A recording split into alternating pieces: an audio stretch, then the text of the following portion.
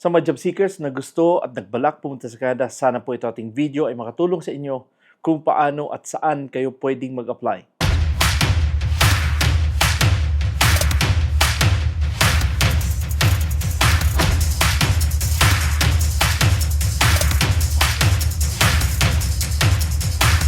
Kabayan, kumusta? Anong balita sa inyo? So yun guys, meron naman tayong magandang pag-uusapan dito sa ating channel ay sana po ay mapanood niyo buo dahil nga ito po ay isang legit agency sa Pilipinas at pwede kayo mag-apply dito dahil 15 katrabahador kita kailangan. And again, sinasabi sa inyo na dito sa pag-apply sa Canada, importante ang inyong mga qualification. Importante ang inyong resume kung kayo man ay mag-apply ng mga trabaho dito dahil ang mga employer ay talagang nagbabasa sila sa inyong mga resume, no? Diyan pa lang sa resume, kung hindi maganda ang resume niyo, hindi talaga siya napapansin ng mga employer agency, no? Kaya nga sabi sa inyo na kung medyo nahirapan kayo sa inyong resume, pag-construct ng inyong resume, meron naman tayong mga kababayan na or diyan sa Google, no? I-Google niyo yung mga resume na kung paano magawa ng resume dahil marami po diyan, no? Again, meron nagsisend sa akin ng mga resume, hindi ko nga alam kung paano, but nakita ko yung kanilang mga resume, may mga picture, may mga biodata. Subalit yung kanilang mga trabaho, hindi nga ganun kadetalyado, no? Again, sila po ay mga housekeeping, yun lang, wala na.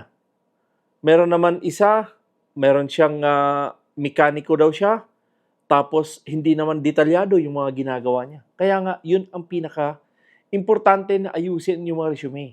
Dahil nga, kahit pa sabihin natin mga ex-abroad kayo, it doesn't matter na mga ex-abroad kayo, pwede kayo dito sa Canada. Hindi po ganon. Ayusin ang inyong mga resume. Kahit hindi kayo mga ex-abroad, nasa Pilipinas lang kayo, subalit meron kayo mga sapat na experience, pasok sa banga. No? Kaya nga sinasabi sa inyo, ayusin ang inyong resume. Sana po ay itong ating video nga ay makatulong sa inyo, makapagbigay man lang ako ng gabay kung paano kayo makarating sa Canada. At least, kung may mga experience kayo, subukan nyo.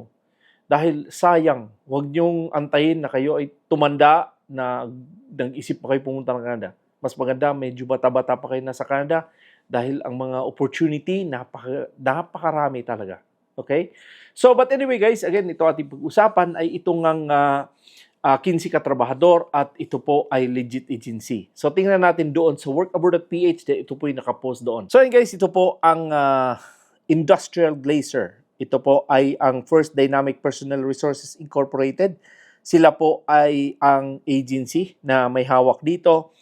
At ito po ay sa Labrador City, sa Newfoundland and Labrador dito sa Canada. At ang kanilang bakante dito ay 15 katrabahador at ito po ay matatapos sa March 11. So medyo mataas-taas pang oras nyo upang ayusin ang inyong mga resume kung kayo man ay mag-apply dito sa agency na to. Again, ito po ang importante. Sinasabi sa inyo, ang inyong resume, ayusin nyo pagsulat, ayusin nyo pagdetalye ang resume nyo dahil itong employer or itong agency ay talagang tinitingnan ang inyong mga job description. Okay, so again, job description, measure, mark, and cut glass, assemble and install prefabricated glass, mirror, or glass products, repair glass, doors, and other glass structures, install door, window, and other hardware, assemble, erect, and dismantle scaffolding, rigging, and hosting equipment. Read and interpret blueprints, map, drawing, and specification. So again, kung ano pa mga ginagawa nyo bilang isang industrial glazer, importante po na isulat nyo. Okay? Kung ano pa man mga, kumbaga, kayo ay nagkakating ng mga aluminum, subukan yung idagdag dito. Ano pa ba yung mga glazer na yan. So, again, isulat nyo lahat anong mga kaalaman mo tungkol dito sa trabaho na to. Okay? Kasi importante na kayo ay magsusulat sa inyong mga ginagawa bilang isang industrial glazer. So, ano ba ang qualification dito? So, again, ito po ay kung kayo man ay may mga 5 years work experience, required po ito. Kung wala kayong 5 years work experience, talagang mahirapan kayo dito mag-apply. So, again, ang mga candidate must be a vocational diploma, short course certificate, holder in other or similar field.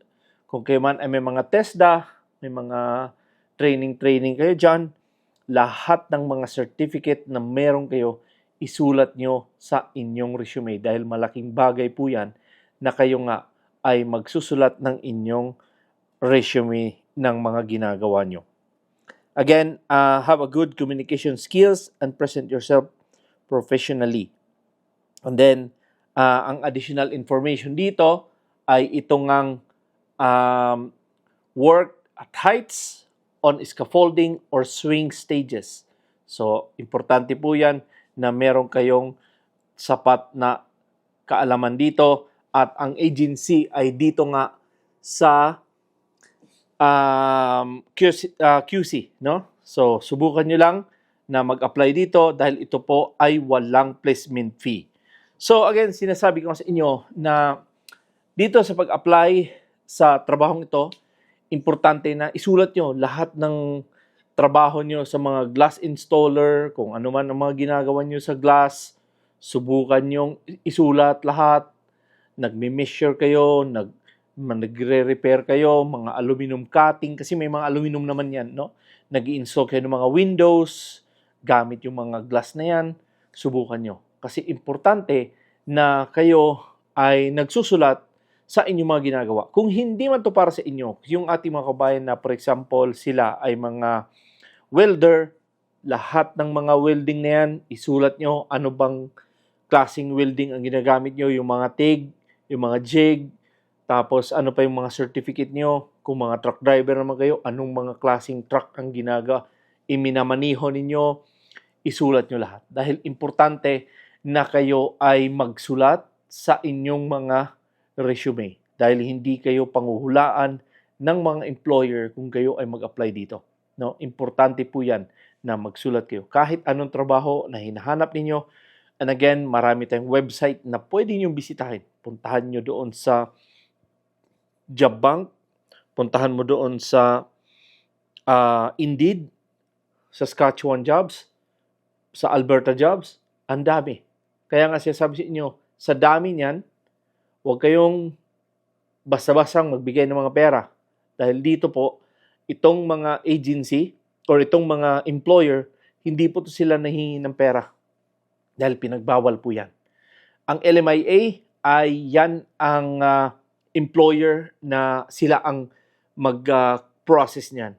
Ang kayo na mga aplikante, ang ipoprocess nyo lang dyan ay yung inyong biometrics at ang inyong medical. Pero kayong magbabayad niyan. Huwag ninyong ibigay yung perang pambayad ng biometrics dahil kayo ang magbabayad niyan.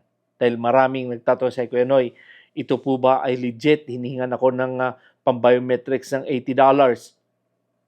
Ba't sila naman manghingi ng $80? Ikaw naman ang nagbabayad. Kaya nga sinasabi sa inyo na mapagmatsyag sa inyong mga ina-applyan, mapagmatsyag kayo sa mga nagpo-post ng mga hiring dito sa online dahil hindi natin alam kung sila ay legit ba o hindi.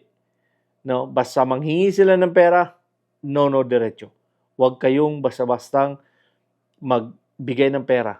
Tapos i-research ninyo. I-search ninyo sa internet kung ito bang agency na to or ito bang kumpanya na to, sila ba talagang nag-hire. May kita dyan sa website, basahin nyo. Kaya nga, sinasabi ko rin sa inyo, kayo ay magbasa.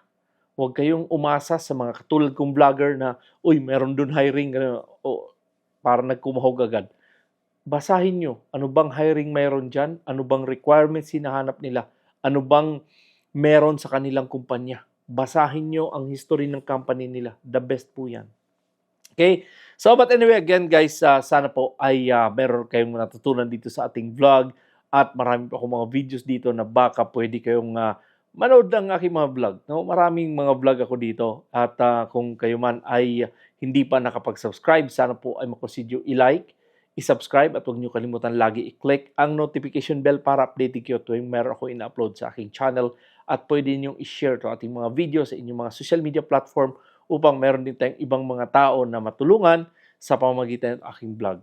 Okay, so but again, maraming salamat ulit sa inyong pagsubaybay sa aking channel. Ako ulit si Noy Tebs. God bless and a wonderful day.